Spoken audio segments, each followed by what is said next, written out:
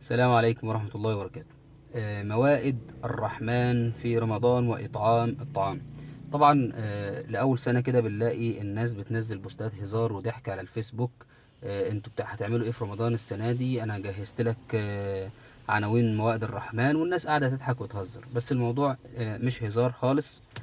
في ناس حرفيا بتبقى بترتب قبل شهر رمضان هو هيفطر على اي مائدة رحمن، وده موجود من رمضانات اللي فاتت. والوضع اللي جاي هيبقى في ناس يعني خلاص بقى ده عادي جدا ان هو بيروح يدور، وفي موائد رحمن ربنا يجازيهم خير بيعملوا الموضوع ده افطار وسحور. بس انا عاوز اقول لحضراتكم ان بقالي كتير ناس كتير جدا بتتصل بيا من محافظات مختلفة: يا شيخ لو عندك شنط رمضان، يا شيخ الناس اللي كانت بتجيب شنط رمضان ما جابتش السنة دي، يا شيخ مش عارف محتاجين 150 كرتونة، محتاجين 200 كرتونة.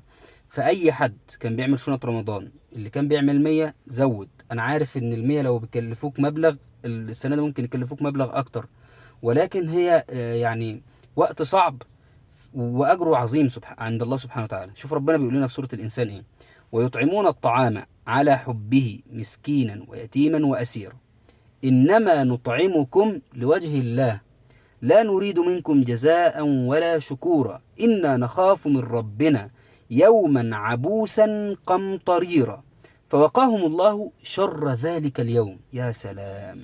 إطعام الطعام، فوقاهم الله شر ذلك اليوم ولقاهم نضرة، وش جميل نضر وسرور فرحان، وجزاهم بما صبروا جنة وحريرا متكئين فيها على الأرائك لا يرون فيها شمسا ولا زمهريرا ودانية عليهم ظلالها وذللت قطوفها تذليلا ويطاف عليهم بآنية من فضة وأكواب كانت قوارير من فضة قدروها تقديرا ويسقون فيها كأسا كان مزاجها زنجبيلا عينا فيها تسمى سلسبيلا ويطوف عليهم ولدان مخلدون إذا رأيتهم حسبتهم لؤلؤا منثورا وإذا رأيت ثم رأيت نعيما وملكا كبيرا. في أي مكان هتتجه هي الجنة كلها نعيم.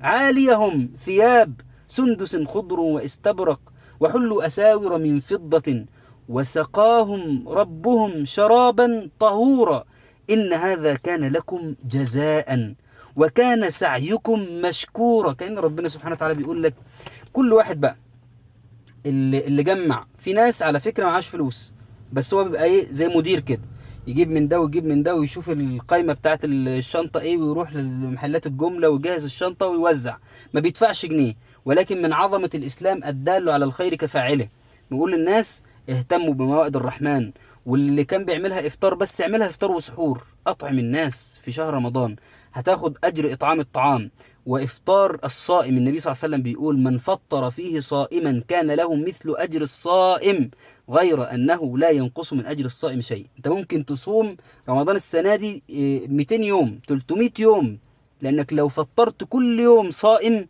أو 2 أو 3 هتاخد نفس حسناتهم وأجر الصائم. ربنا كريم سبحانه وتعالى. فياريت نبعد عن القلش والهزار وندخل بقى نشجع بعض كده ان احنا نعمل شنط رمضان ونبعتها لاكثر الاماكن احتياجا. وربنا سبحانه وتعالى يتقبل منا ومنكم ويبلغنا واياكم شهر رمضان، اللهم امين. السلام عليكم ورحمة الله وبركاته.